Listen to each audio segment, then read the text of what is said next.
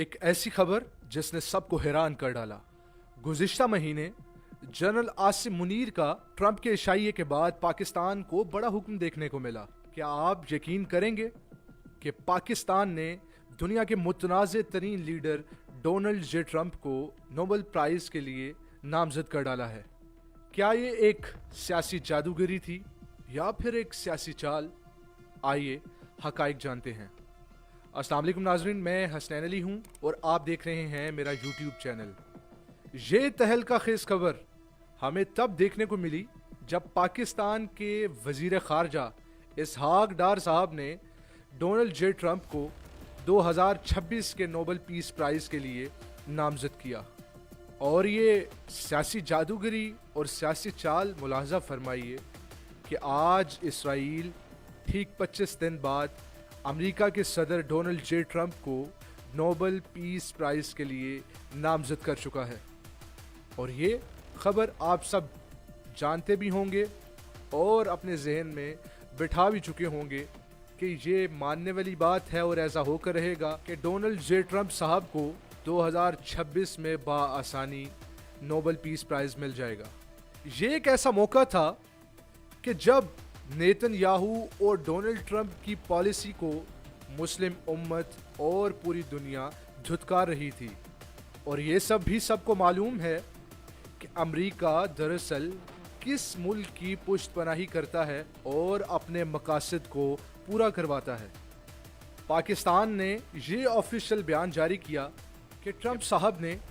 افغان جنگ ختم کرنے کے لیے اور مشرق وسطیٰ میں امن قائم کرنے کے لیے اہم کردار ادا کیا۔ اور یاد رکھیے گا کہ یہ نامزدگیاں ہرگز اس چیز کا یقین نہیں دلاتی کہ ڈونلڈ جے ٹرمپ صاحب 2026 میں امن پیس پرائز لینے میں کامیاب ہو جائیں گے،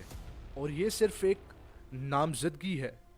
کیونکہ اب تک نوبل کمیٹی نے اس پر اپنا کوئی بھی بیان جاری نہیں فرمایا۔ مسلم دنیا کے سامنے ٹرمپ کا بیانیہ اس وقت کھل کر سامنے آیا کہ جب 2017 میں ٹرمپ نے مسلم دنیا پر یہ پابندی عائد کی کہ اب کوئی بھی مسلم شہری امریکہ میں داخل نہیں ہو سکے گا۔ اس کے ساتھ ساتھ فلسطین پر جو ظلم و بربریت کی جا رہی ہے اس پر خاموشی کا اظہار کرنا، اور اس کے ساتھ ساتھ ایران پر پابندی لگانا اور ان کی تجارت کو ان کے ملک تک محدود رہنے دینا۔ تو اس سب کے بعد کیا آپ سمجھتے ہیں کہ ڈونلڈ جے ٹرمپ صاحب کو نوبل پیس پرائز ملنا چاہیے؟ اور دوسری جانب افغانستان میں طالبان سے ڈیل کرنا، جس کا بالآخر فائدہ بھی امریکہ کو ہی ہوا۔ اس کے ساتھ ساتھ ابراہم معاہدے کا آغاز کرنا، جس میں جو عرب ممالک ہیں ان کو یہ فورس کیا گیا کہ آپ اسرائیل کے ساتھ تجارت کریں، اپنے تعلقات آگے بڑھائیں۔ اس وجہ سے آج ٹرمپ جس بھی ملک میں جاتے ہیں وہاں پر اسرائیل کا ذکر ضرور کرتے ہیں کہ آپ کو جو اسرائیل ہے اس کو ایک اسٹیٹ تصور کر لینا چاہیے،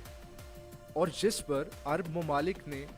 یہ اظہار کیا کہ ہم اسرائیل کے ساتھ تجارت کریں گے، جس سے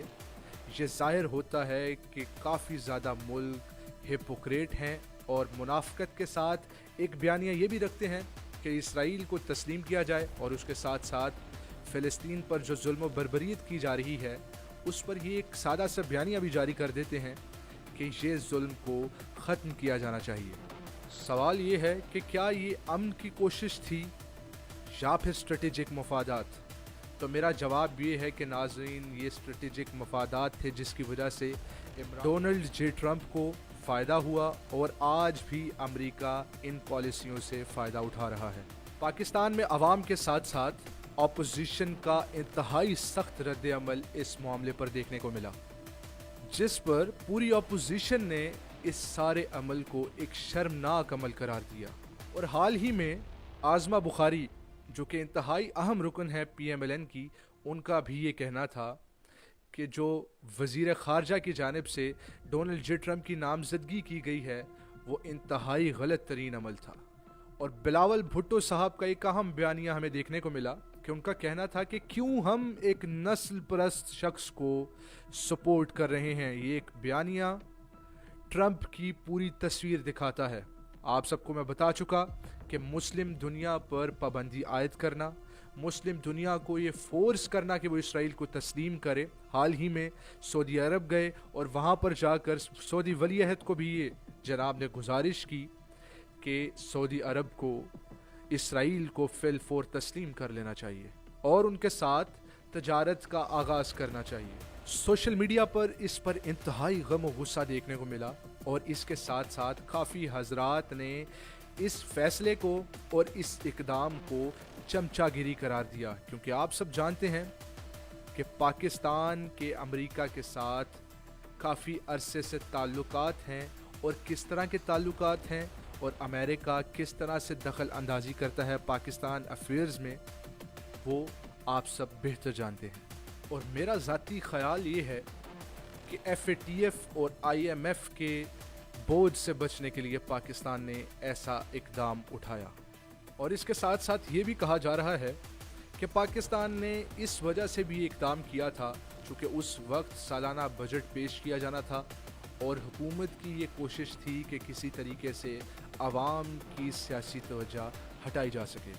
اور حیران کن عمل اس وقت دیکھنے کو ملا کہ جب امریکہ نے بھی پاکستان کی نامزدگی پہ کسی بھی قسم کا رسپانس نہ دیا اور اس کے ساتھ ساتھ نوبل امن کمیٹی کی خاموشی بھی معنی خیز دکھائی دیتی ہے. نوبل امن کمیٹی کا کہنا تھا کہ ہر سال ہمیں ایسی نامزدگیاں ہزاروں کی صورت میں دکھائی دیتی ہیں. پوری دنیا جب یہ جان چکی تھی کہ امریکہ اسرائیل کی مدد کر رہا ہے اور جو اسرائیل نے جنگ مسلط کی ہوئی تھی اس میں اہم ترین کردار ڈونلڈ جے ٹرمپ صاحب کا تھا. اسرائیل کے یہ اقدامات کہ اہم ترین سائنسدانوں کو قتل کر دیا گیا، ان کے چیف کمانڈر کو قتل کر دیا گیا اور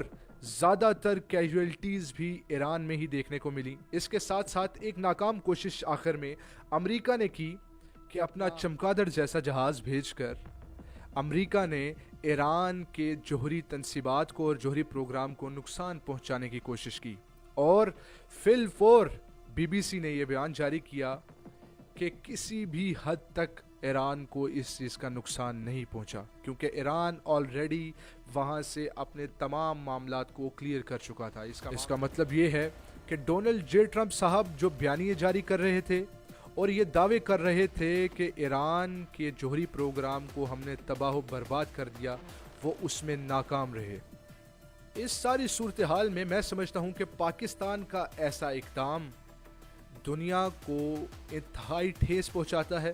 اور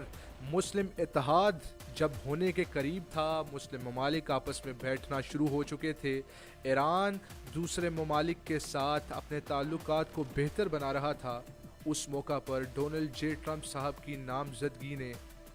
پورے کے پورے اتحاد کو ریزہ ریزہ کر ڈالا، متنازع ترین ملک بنایا. شہباز شریف صاحب کا ایسا اقدام یا جنرل عاصم منیر صاحب کا ایسا فیصلہ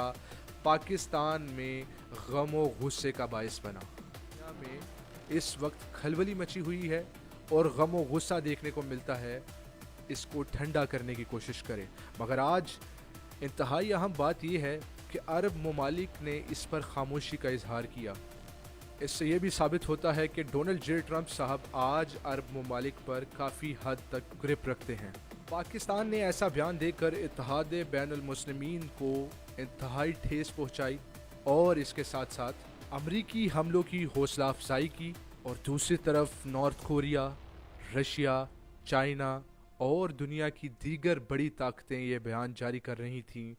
کہ امریکہ کے بغیر دنیا آگے بڑھ سکتی ہے. تو میرا ماننا یہ ہے اور میرا کہنا یہ ہے کہ اگر امریکہ کے بغیر چائنا ایک سپر پاور بن سکتا ہے تو پاکستان کیوں نہیں؟ آخر میں یہ دردناک سوال آپ سب کے لیے چھوڑے جا رہا ہوں اور آپ سب سے پوچھتا ہوں کہ آپ سمجھتے ہیں کہ ڈونلڈ جے ٹرمپ صاحب اس نوبل امن پرائز کے لیے حقدار ہیں؟ کیا پاکستان کو بھی امریکہ کی طرح ایران کے حق میں کھل کر سامنے نہیں آنا چاہیے تھا؟ اور یہ معنی خیز سوال ہیں اور یہ تاریخ آپ سب کو بیان کرے گی کہ میرے سوالوں کا جواب کیا ہے. ناظرین، یہ تمام حقائق تھے، ان حقائق سے نتیجہ اخذ کرنا میں آپ سب پر چھوڑتا ہوں. اللہ نے کے بعد